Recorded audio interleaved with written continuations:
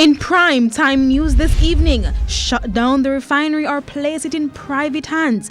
PETROJAM Strategic Review Committee outlines recommendations. Desperate attempts last night to save homes and farms from forest fires in rural St. Andrew. Coping with the heat, the plight of the elderly.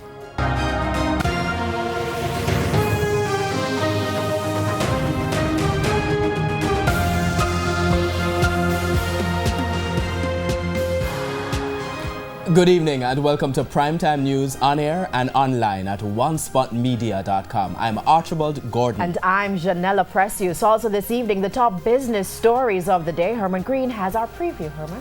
Thanks, Janella. Well, there are more criticism this evening of the government's microcredit bill, which was tabled in the House of Representatives earlier this year. The opposition again is saying it will create dozens of new criminal offences. I'll tell you all about that and more in the Business Day. Thank you, Herman. Nova to Karen Madden. What's happening in sports? Well, Archie, remember what happened on Sunday at the National Stadium, where the local governing body for track and field has made the decision regarding who competes in the women's sprint relays at the World Championships in Doha, Qatar. I'll tell you all about it.